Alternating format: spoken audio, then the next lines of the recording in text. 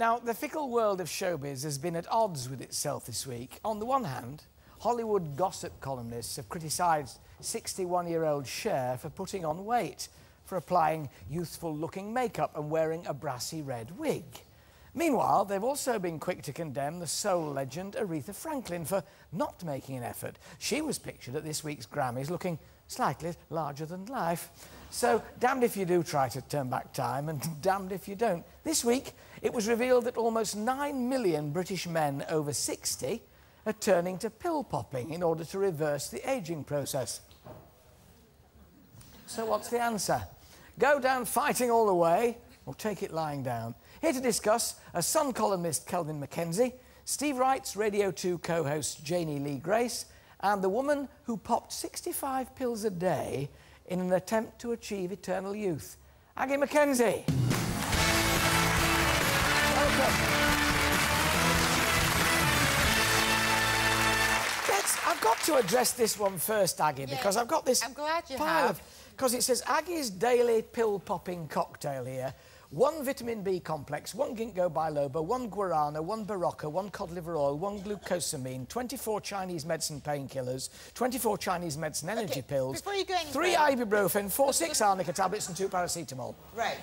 OK, I was training for dancing on ice. That lasted 2 days. I got bored with it after that. Really? And also, when you're taking all these pills, there's no room for food. I thought, sod that, I'm going to eat the food instead. I was going to say, because if your body was a temple, yours was a compost heap. Wasn't it, really, with all that lot in it? Yeah, no, I got bored with it. Janey, I mean, do you go for the natural approach, or are you a pill girl? Or? No, I really do. I mean, I do think that in an ideal world, we wouldn't have to supplement our diets at all. If we could only get everything we need from our locally sourced organic food, it would be fantastic. Sadly, the reality is that I think sometimes we do have to supplement our diets. But when it comes to, you know, other stuff, your plastic surgery and all of that, I'm an absolute au naturel kind of gal. Are you au naturel, Kelvin, or does your image owe a lot to surgery? Anyway, whatever it is. I'll tell you what I object to right now. There's an ad by L'Oreal for men with Pierce Brosnan. I don't know whether you guys have seen it or not, in which this is a tough guy, he's James Bond, he's all that, and at the end of it, he says, he talks about skin stuff, and he says, "You're worth it." Right? I agree that women may be worth it, and I agree there may be lots of people that are worth it, but I honestly don't believe most of the deceitful blokes I know are worth it. They're not worth it. I don't know why he says it. I used to really admire Pierce Brosnan in the Bond movies until he ran.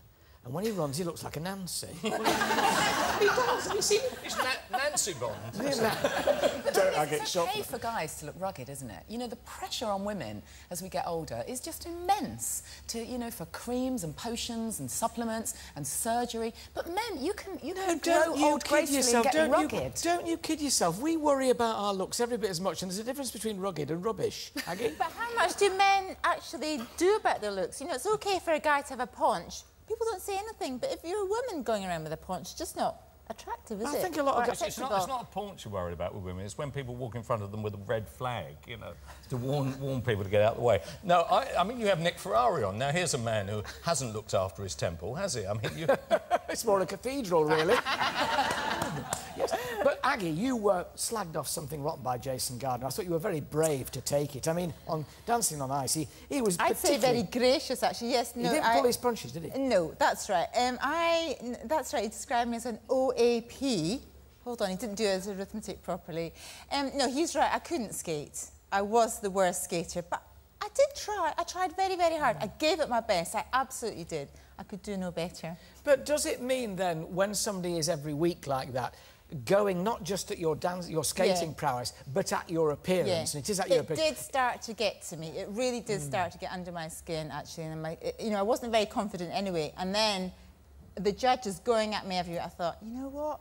A bit tired of this now. Yeah. I think that's the point, though. It's so interesting what Aggie says there about confidence, because, you know, I actually think it's all in how confident you are. Absolutely. And when people are happy and they're passionate about what they do and they've got a kind of just they just feel good in their own skin, it doesn't matter then, really, all the outside bits and pieces. Just because you've got pert boobs or a new nose, you've got to be confident from within.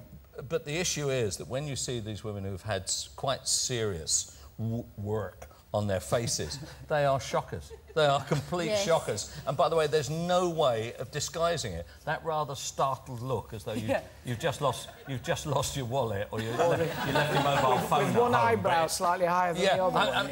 It's incredible. I mean, you know, I mean, Anne Robinson, you know, she looks great on the telly, but, you know, I don't want to be unkind to Anne, but... But I think you're just about to be. No, But my worry is what you don't know when you have it interfered with. You know, whatever God gave you is going to go the way God gave it to go. When you have it interfered with, you've already interfered. You don't know what's going to happen afterwards, do you? And it might all start moving at different times. It's quite frightening, isn't it? I know. Well, if it moves at all. Right, but one of the issues is at the turn of the last century, I mean, you know, you were there, people died at an average of 45. At the turn of 2000, they died at 75. Now, if Alan's still doing this show, at the turn of the next century, that number is likely to have 100 in front of it. So unless we are going to have faith, I mean, what are we all going to look like? We're all going to look like Torquay. You know, but you know those, I mean, thinking of people, older people, not aged people, but looking, for instance, the other night at Kingdom and looking at Phyllida Law, who is an older actress. We had on earlier this week Eileen Atkins, older actress, Judi Dench. They have a beauty which is completely radiant. I fancy Maggie Smith to death. I think she looks fabulous. Yeah, what do you think she's saying? But again, it's about being comfortable in her own skin, and that shines from within. I really do believe that by the time you get to about 35, 40, the person you are is seen in your face. It just shines through who you are. And if you're really unconfident... The other thing that really scares me about having work done is you wonder where it will stop. Because supposing you have a new nose or you have something done, then that's going to make everything else look not quite perfect. And then you suddenly realise that that attractive dimple in the middle of her chin is actually her navel. It's all been... What about Viagra, though, Kelvin? Any personal experience? Come on, Kelvin, tell us everything. Well, when I come to a personal experience, it won't be going out on daytime television. Right, I'm not hostile to it at all. Why, if we're all going to live to be 1,000 and we've still all got sex drives, right, I'm afraid that's probably very good news for men. I'm hoping by then... very bad news for women. Right? I'm hoping by then to have cruise control rather than drive.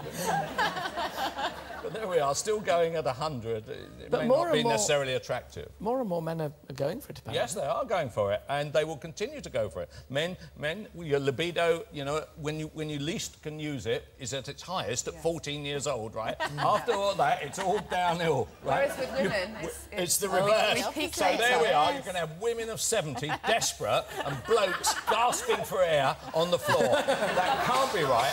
And this is an advert for Viagra, and if you'd like to go out and buy shares immediately for Pfizer, you'll do very well. No, there's nothing wrong with it, and the gags will disappear, and it will become as normal. It will be as normal as taking Nurofen in the years out. The thing that would worry me about taking Viagra is I wouldn't know if and when it would ever wear off. well, it's the thought... Hang your washing on it. This is afternoon television, please.